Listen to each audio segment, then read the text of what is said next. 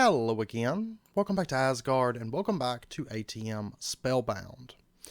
So we're picking back up not too long after last episode. Well, the very first thing we're going to do is we're going to pop out and we're going to deal with, this one quest tab. We're going to do it over, not by our super awesome dragon arena, but like over here.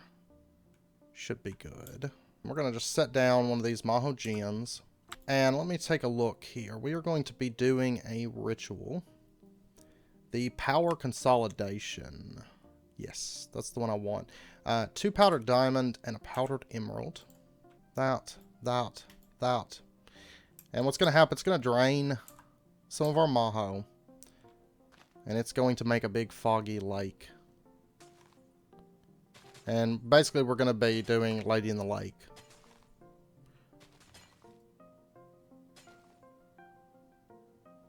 There we go. So the lake is now full-sized. And then what we're going to do, we're going to find ourselves a sword, and we're going to want a sword that's enchanted. I'm not really worried about the stats. So, Night Metal Sword. Yeah. Now, granted, if you really actually do want the sword, more enchantments and higher damage is going to be better. But for our purposes, we don't really care. We're just going to throw in Night Metal Sword. And then we give it a second. We're going to swim down.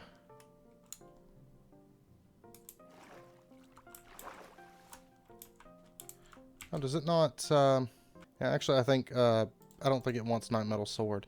You want an enchanted sword? I'll give you an enchanted sword. This one's got knockback 1. Wait, do I not have the... There we go. Now it's going. Okay. My Mahou was all drained and it wasn't,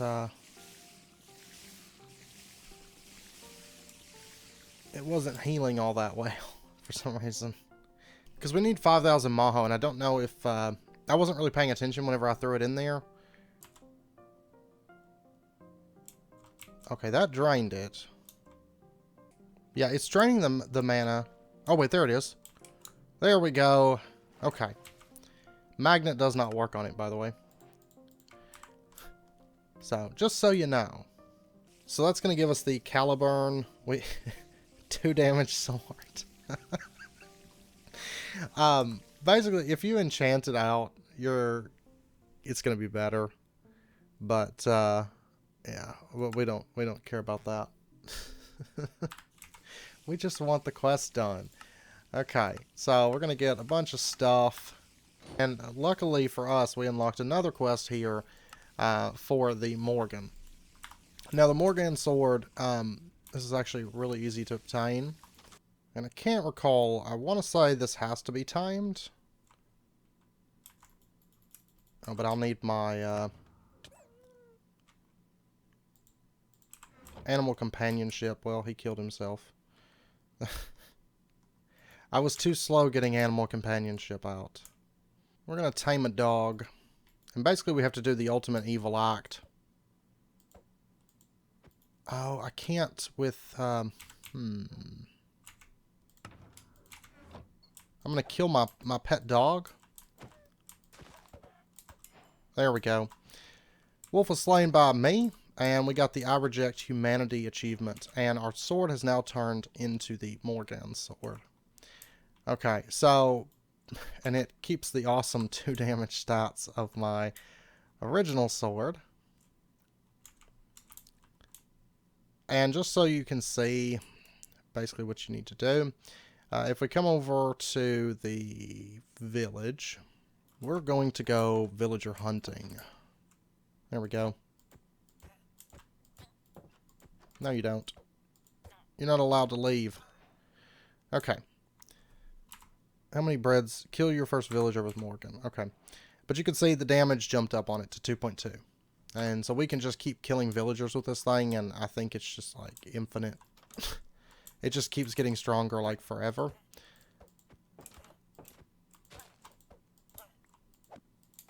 Oh yeah. There we go. And now it's 2.4 and so on.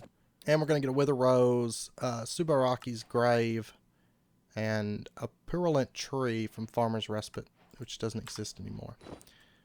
we're going to put it in there. We've got quite a few items that don't exist. So, all right. So next up, we're going to need the Rulebreaker, and that is the probability thing. Probability altar or something like that. Yeah, probability altar. Alright, so we're going to need powdered gold, diamond, and quartz. And then we're going to go ahead, set down a spell cloth. And we're going to put in gold, diamond, quartz. And that's going to give us the probability altar. Okay, now what we're going to do, let's stab ourselves a couple times. There we go.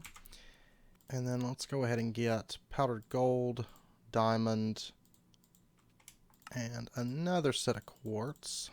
And we're going to set up 2 more of these circles. And we're going to put chorus fruit on that and on that. And then we're going to take our spell and cast it. And there we go. We got Rulebreaker. Okay. And that's that. We making swords. Making swords all day. And then for our last one, we're going to want the strengthening spell. We're going to go powdered diamond, powdered iron. There we go. There's our strengthening spell. We're going to grab that. And then let's go ahead and head home. I'm going to need, let's get 4 of these. And then let's just grab ourselves a sword. Diamond sword, sounds good. And then let's pop over to the end portal. And we're going to go awaken the Ender Dragon. Oh my gosh. Y'all have a problem, I swear.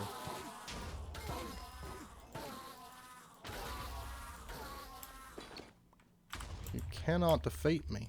The end again. That's actually okay. We hadn't summoned the Ender Dragon.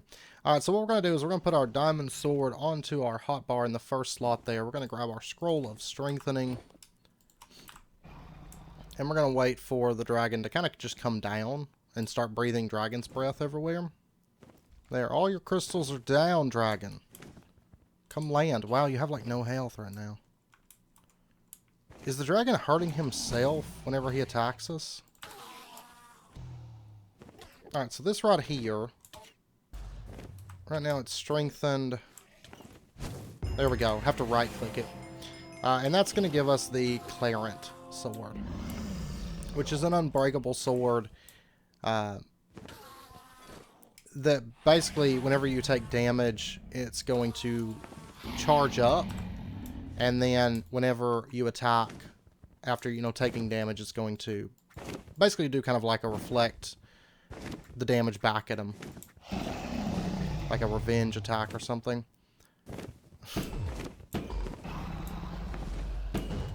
Oh!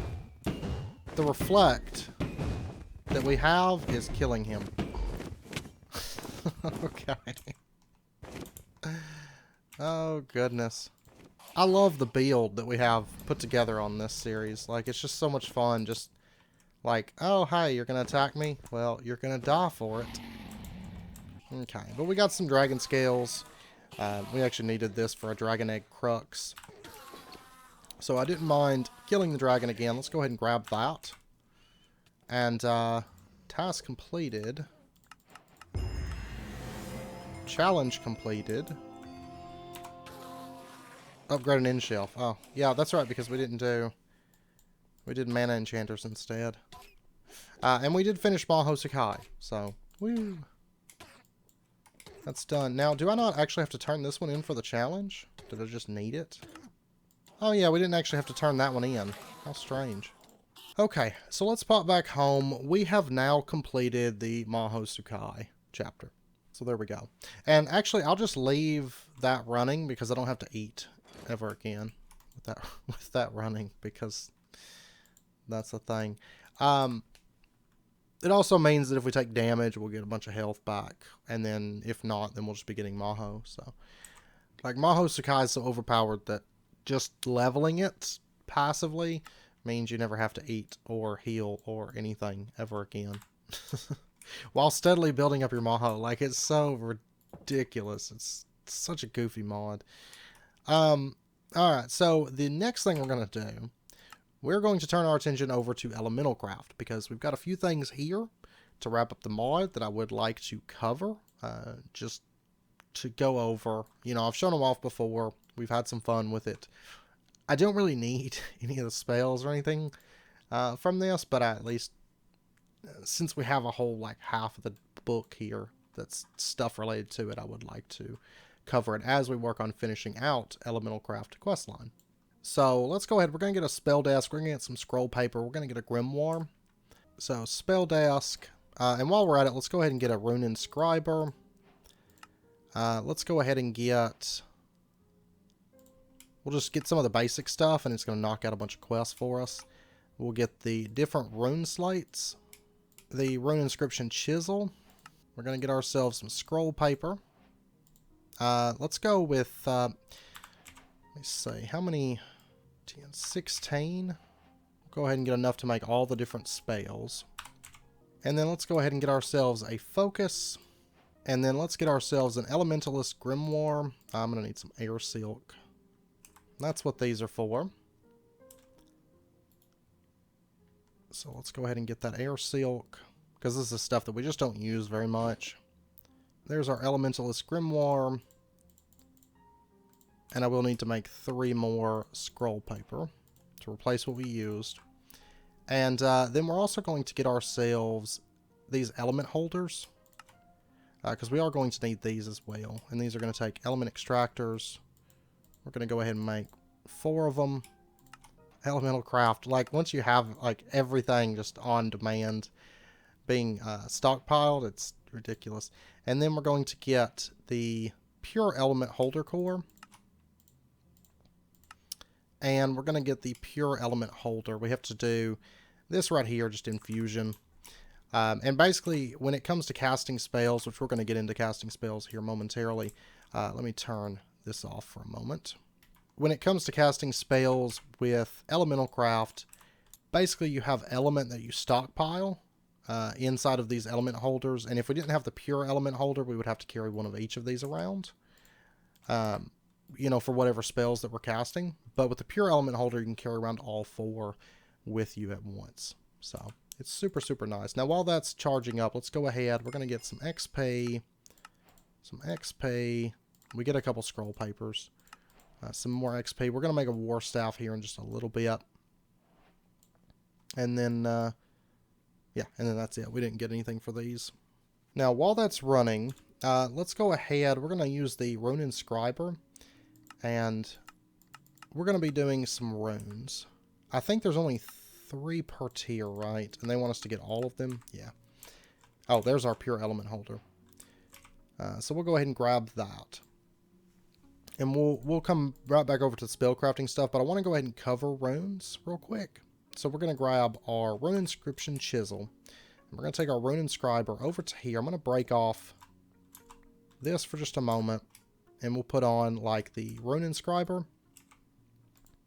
And then if we take a look at, like, the low tier, let me see, what are the names of these? Oh, we get an XP level.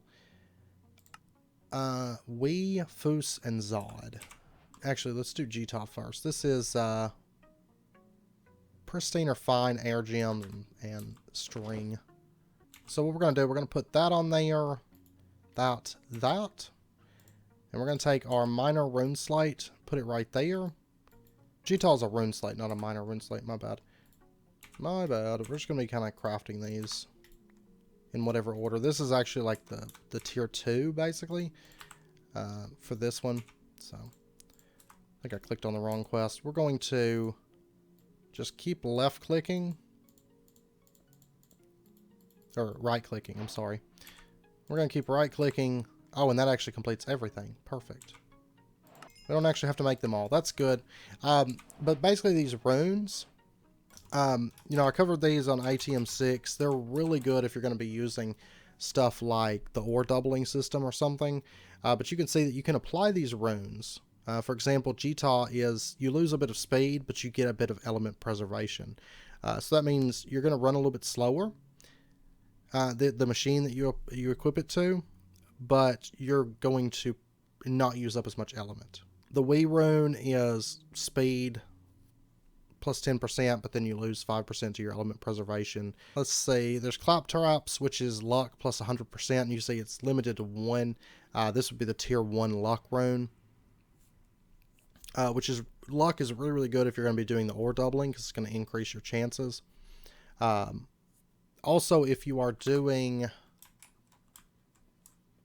the crystals, like the gems, and you're doing it without the pure crystals, then this is going to boost your chance of getting better crystals.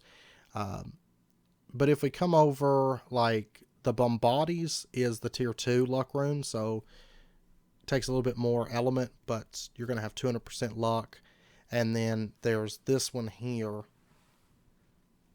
Xentix rune, which is 300% luck. I really like it for the ore doubling, but we're not using the ore doubling from it because we do have occultism.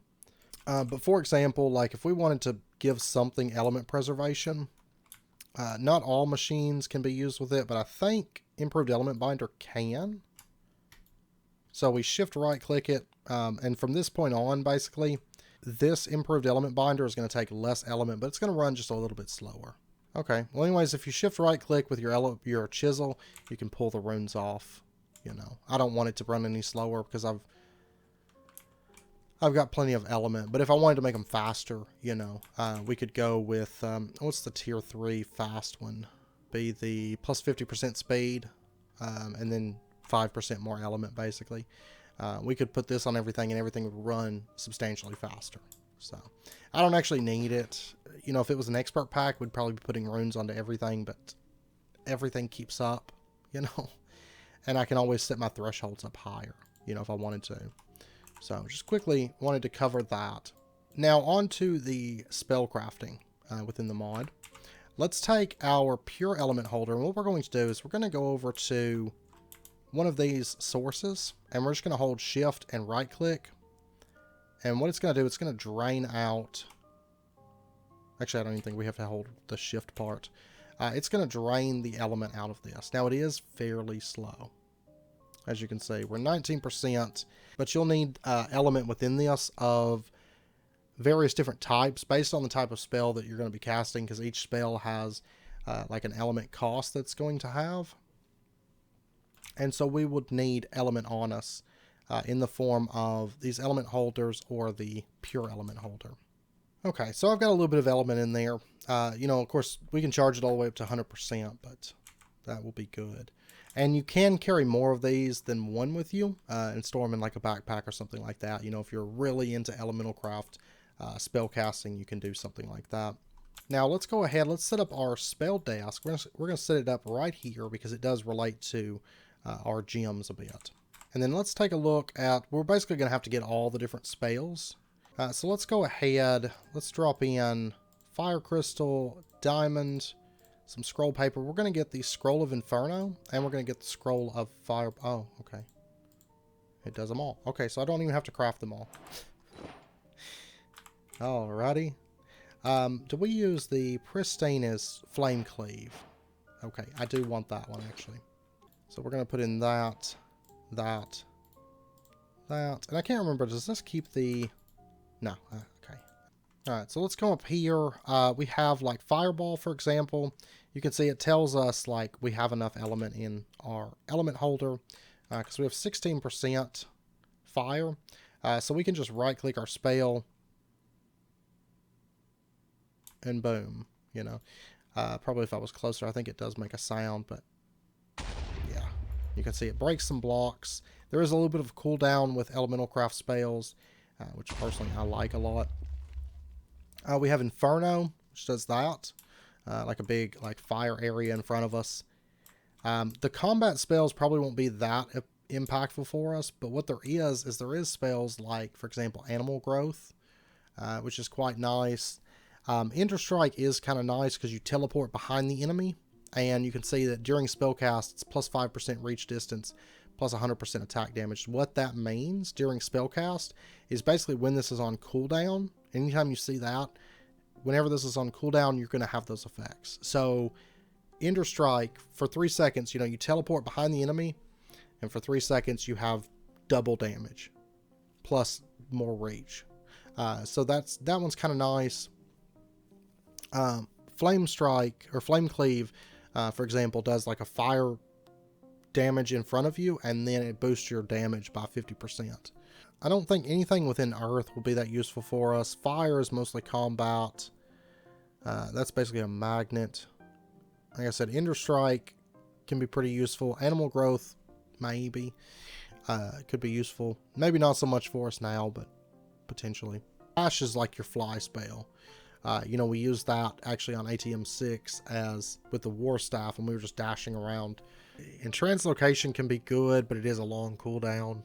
Healing can be good, but it's 30-second cooldown. But it's basically like having an instant health 2 potion every 30 seconds. So it is kind of nice. Speed is extremely powerful. Like I said, a lot of this stuff, because there's nothing we need to kill or anything, at this point. But speed can be nice. Because you can cast it on cooldown, so it's just like basically a constant buff you can have up as long as you manage it. And it's going to give you speed 2 and haste. Now with the focus, I'm not going to show the focus itself, because the War Staff is basically the exact same thing. It's just a better version of it. So we're going to just make ourselves a War Staff. We will need either a diamond sword or netherite sword, doesn't matter. So we'll go with the cheaper of the two, and then we're going to need a binding. So stick, white rock, air silk, earth crystal, and actually I think this is going to complete the chapter for us. In fact, there is our War Staff. Boom! Elementalcraft chapter completed. We've been finishing so many chapters lately because we basically had everything like right there. It was just wrapping it up, And the Elemental's Grimoire, like I said, you can just store spells into this, and you can store up to 100 spells. You'll never make 100 spells, but you can store, up to 100 spells. And actually, before we do the War Staff, let's do a more fun spell than these. We're going to do a dash spell. So we're going to throw that into there, and we're going to grab dash. Dash is, like I said, your traditional fly around spell. And it's actually super fun.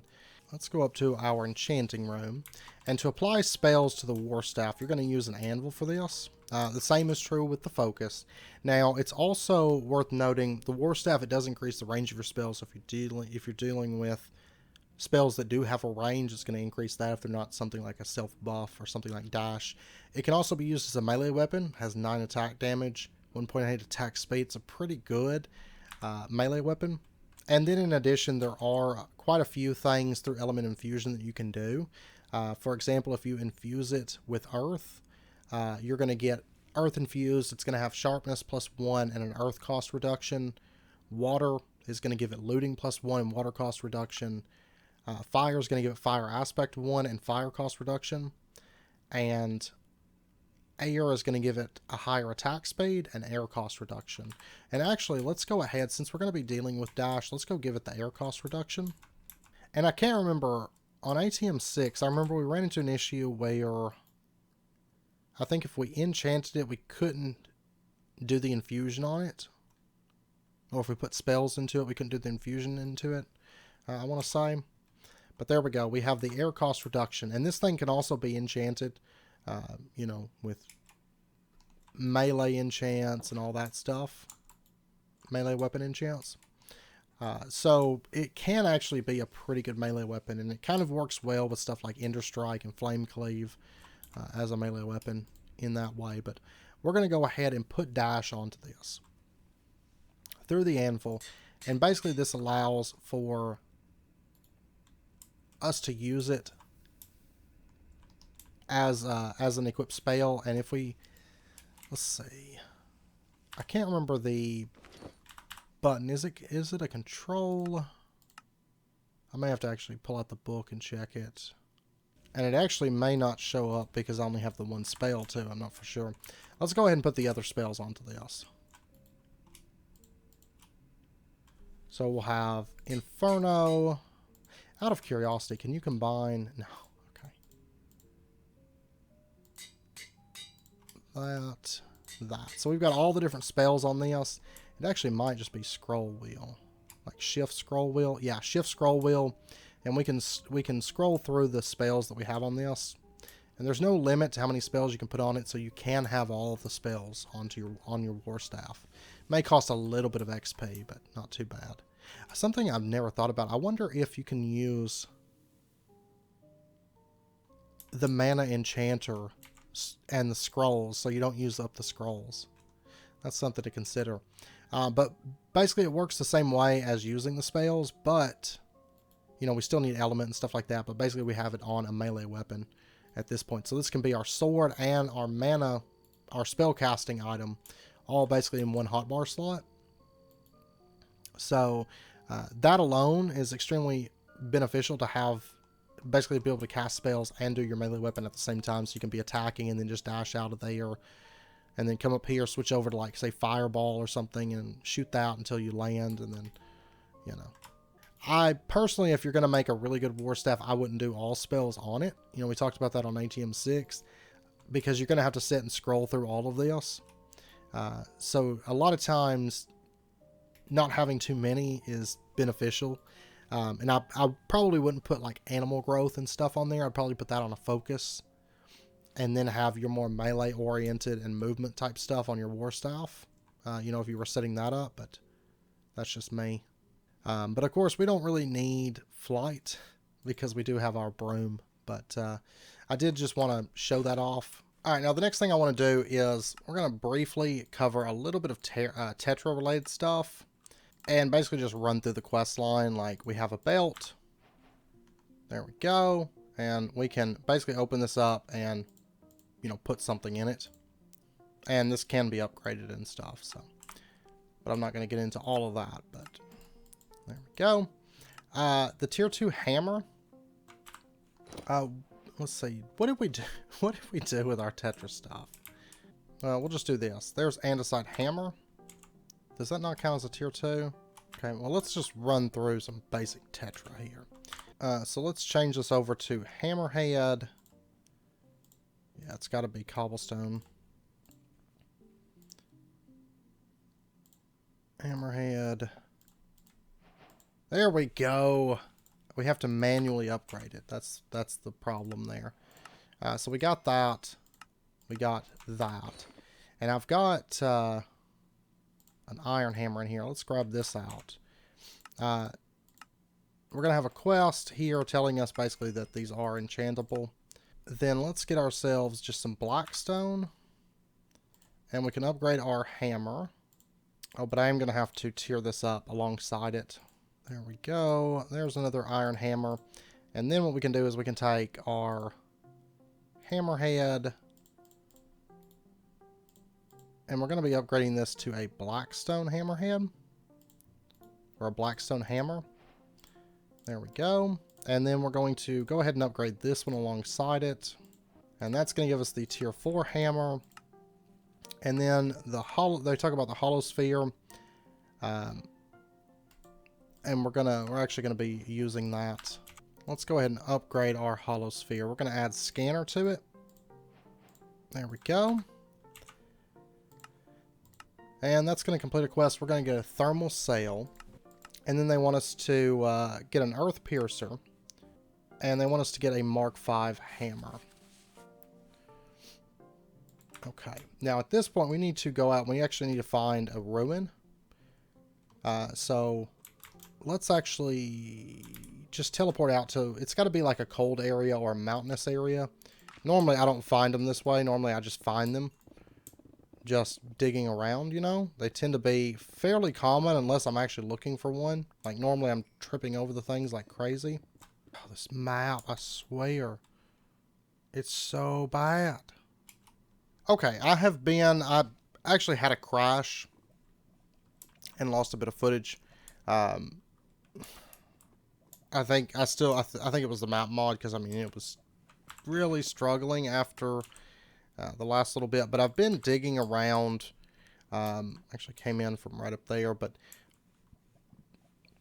I've been digging around. I did locate, right over here is a forge. We'll come back down over there here in a moment, but I went out, I was looking for more crates. These forge crates right here. I was trying to find some more of those, because I've actually been trying to find a combustion chamber. But I haven't had any luck as of yet. So, anyways, we're going to go ahead and break these down. Or, ha ha ha. Yes, okay. That's great. I've actually broken quite a few crates, you know. But I hadn't gotten lucky. I've been trying to find a combustion chamber this whole time. Just doing my bits of salvaging. There we go. We got 2 of them. Great. Okay, so this ruin was perfect. Absolutely perfect. I don't see any batteries in this one. Before I head off, though, there is more crates. We're going to take it. I don't need it, because I'm just trying to get through the quest. We got a honing available.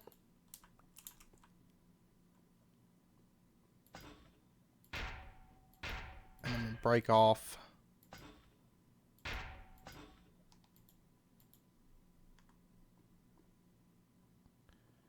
Oh, I need a pry bar for this, don't I?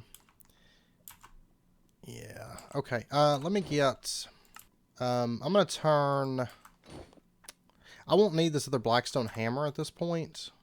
So let's turn this into a claw hammer. There we go. Now we got a claw hammer. And with this... I'm just going to find it. There we go. Okay, what do we got in here? Chthonic extractors. I'll take it. I'm just collecting all the stuff. I don't need any of that though. Yeah, I mean, I think that's most everything. Where's our forge? Down to the south. And we are off. I've been digging so many of these tunnels. But luckily I got everything that I need now. Everything I need to finish out the quest line. Basically, all that got lost was me just running around for a minute looking for the forge and looking for crates, basically. Okay, so now this is our forge hammer right here. Let's go ahead. We got claw finger. Dump all this. Let me clean up my inventory. The only thing I really need is the combustion chamber. At the moment, let's take that. We're going to right click it in, and we're going to right click it in. And with 2 thermal cells, because this one already had 2 thermals in it, and I checked them and they're good. They're full charge. And this one over here, full charge, so we don't have to add any. So now we can actually upgrade our blackstone hammer. And we're going to go with hammerhead. And you can say we have a tier 7. Yeah, okay, so it's tier 5. For some reason I was thinking it was tier 4 and I needed 2 combustions. Doesn't matter though. This is a fully upgraded hammer. There we go. And we're going to go ahead and upgrade the other side with a hammerhead. That surpasses our integrity. Okay. I'll tell you what. Let's do, for the handle, we're going to bump this up. Wow. Then we should be able to, with a better... It got jammed. I need to, hammer's jammed, but I cannot, for the life of me. Let's change that back. There we go. This one, for some reason, like... Oh, the unobtainium handle. Look at the speed on it. I didn't even notice it. I mean, I should because it's all in red there, but yeah, that's probably why I couldn't unjam it. It's fine. I don't really care about the speed because it still works. Let me... I should have the integrity now to turn this into an obsidian hammer. There we go. Quest completed. We're going to go ahead and get our end rod and our XP. And then we need to basically upgrade again. So now we're going to take... Now that we've got that quest knocked out, we're going to take and do netherite. It's like I got... oh no, I don't have a gem. It's just burning things. That can happen because of the combustion furnaces on there. Right. There we go. There is our netherite hammer. Extremely low speed, but you know what? Doesn't matter. It does not matter a bit. Okay, so let's go ahead. I'm going to turn this back into a claw hammer at this point. Because everything I need to do...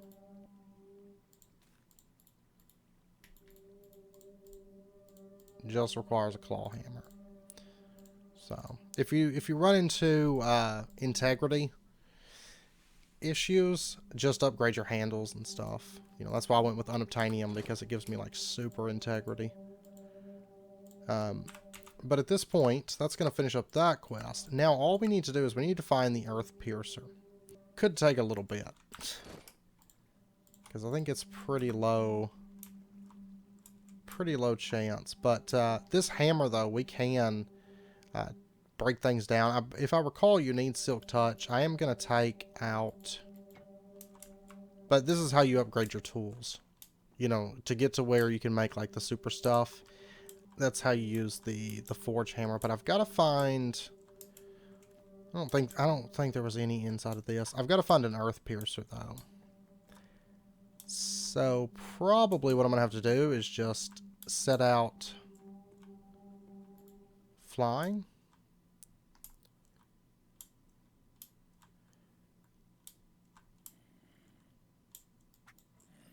And basically, I just need to be busting a lot of crates. Finding and busting a whole bunch of crates. And this hammer, it can be relocated to, like, your base or whatever, but... I'm probably not going to. It's a little bit too, like, techy. It's kind of one of those, like, kind of out-of-place mods in this pack, but... I do kind of want to cover it. At least give it a moment, because I don't generally use it. I tend to skip it.